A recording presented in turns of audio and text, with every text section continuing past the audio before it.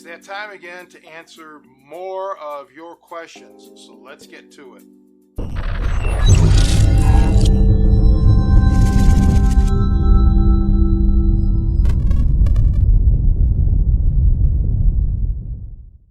Hi, I'm Tony Cecchine and welcome to the channel.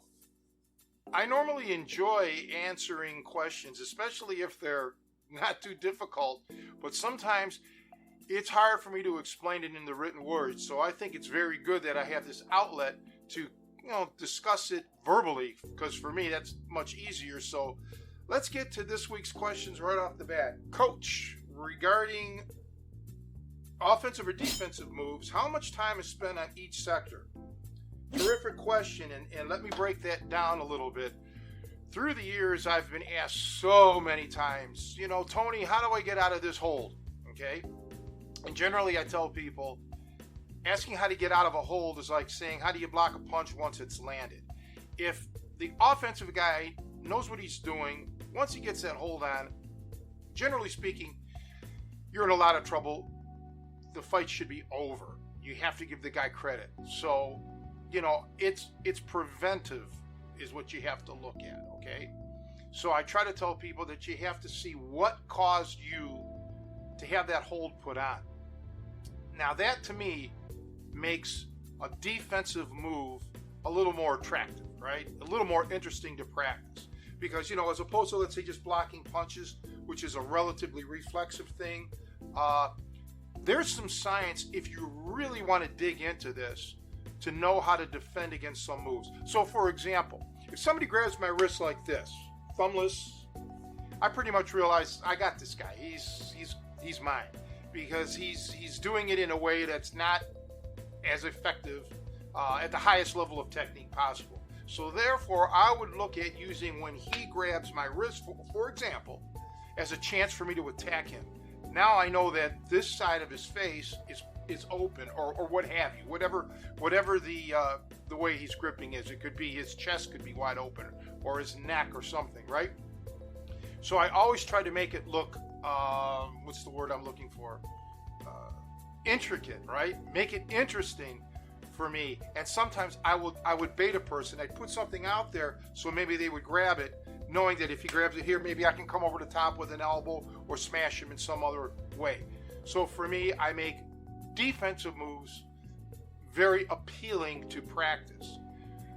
In an ideal world, we want to split our training 50-50, offense and defense. But let's face it, most of us don't do that.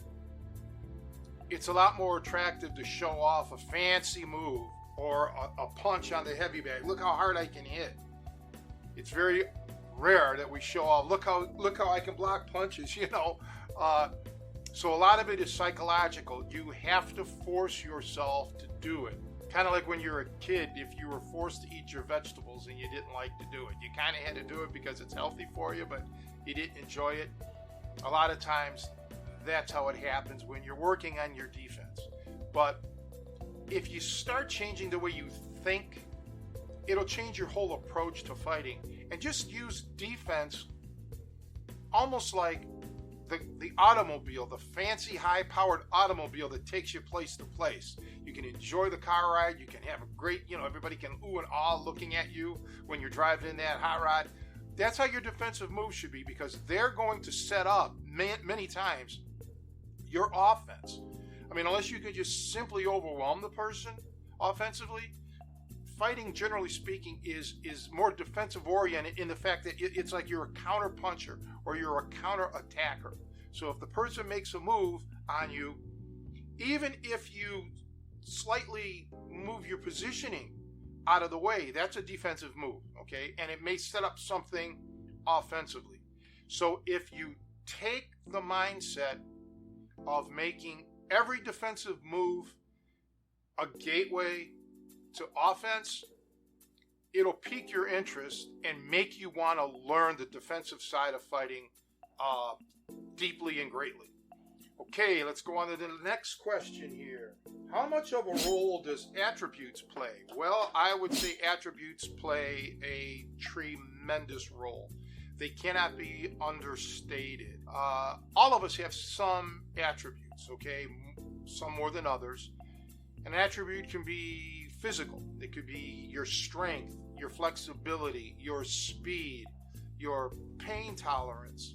It could be mental, your calmness, your quick thinking, your problem solving. I think it's up to a coach to identify these attributes as soon as possible.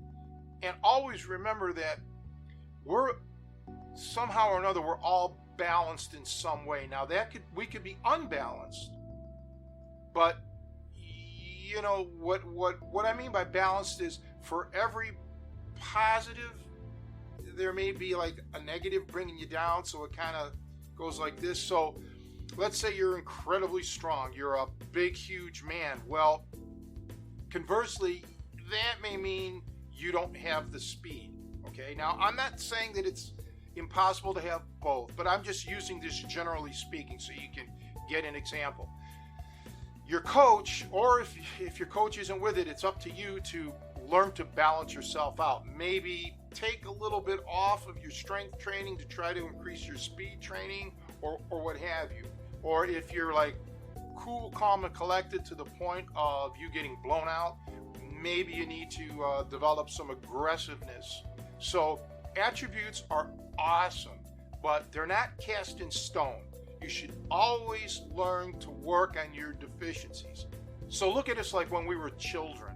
If you started training, let's say when you're 10, 11, 12 years old, by the time you're 30, your attributes are going to have changed. Your body, you may be much stronger, you may be slower, you may have less endurance, you may have more endurance. It all depends on your training. So attributes, while yes, we all bring some to the table, they're generally not cast in stone unless it's something like your height or something physical like that cannot be changed. But for the most part, don't lock yourself in to thinking this is the way I am day one of training, this is what I'm bringing to the table, and I'm stuck with it. No. Use your attributes as a tool to either improve your positives and minimize your negatives, or flip it. Really improve on your negative attributes. Try to build them up while maintaining all your positives. Okay, so I hope you enjoyed this. Keep the questions coming. I'm going to try to keep these videos short and sweet. As always, you know where to find me at catchrussell.com.